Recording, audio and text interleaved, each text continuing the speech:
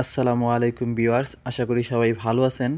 যারা সরকারিভাবে ফ্রিল্যান্সিং প্রশিক্ষণে আবেদন করেছেন তারা লিখিত পরীক্ষা দেওয়ার সময় সাথে করে কি কি নিয়ে যাবেন সেটা আজকে আপনাদের জানাবো।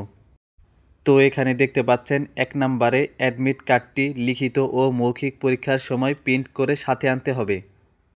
অর্থাৎ আপনার অ্যাডমিট কার্ডটি যে কোনো কম্পিউটার দোকান থেকে প্রিন্ট আউট করে লিখিত পরীক্ষা দেওয়ার সময় সেটা সাথে করে নিয়ে যাবেন। 2 নম্বরে পরীক্ষা শুরুর 30 মিনিট পূর্বে কেন্দ্রে অবস্থান করতে হবে। এখানে পরীক্ষার তারিখ দেওয়া আছে কিন্তু পরীক্ষা কখন অনুষ্ঠিত হবে সেটা দেওয়া নেই। এটা আপনাদেরকে পরীক্ষার 2 অথবা 3 দিন আগে মেসেজের মাধ্যমে পরীক্ষার সময় জানিয়ে দেওয়া হবে।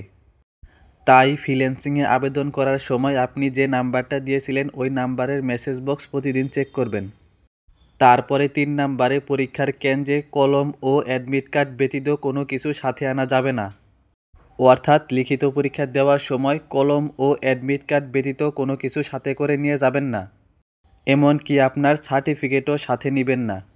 তারপরে 4 নম্বরে যে কোনো পরীক্ষার্থী কর্তৃক অসঙ্গতির প্রমাণ পেলে কর্তৃপক্ষ বৈধ পদক্ষেপ নেবে। তারপরে 5 নম্বরে পরীক্ষা পরিচালনার সম্পূর্ণ ক্ষেত্রে যে কোনো ক্ষমতা কর্তৃপক্ষ কর্তৃক সংরক্ষিত। তারপরে 6 নম্বরে প্রাকৃতিক দুর্যোগ বা অনাকাঙ্ক্ষিত ঘটনার জন্য পরীক্ষার তারিখ বা সময় পরিবর্তন হতে পারে। তারপরে 7 নম্বরে শুধুমাত্র SMS প্রাপ্ত পরীক্ষার্থীরাই পরীক্ষার কেন্দ্রে উপস্থিত থাকবেন। অর্থাৎ যারা পরীক্ষার তারিখ এবং পরীক্ষার বিষয়ে SMS প্রাপ্ত হবেন তারাই পরীক্ষার কেন্দ্রে উপস্থিত থাকবেন। আর যারা SMS পাবেন না তারা পরীক্ষা দিতে যাবেন না। তো এই বিষয়ে আপনাদের যদি কোনো প্রশ্ন থাকে তাহলে তা কমেন্টে অবশ্যই জানাবেন।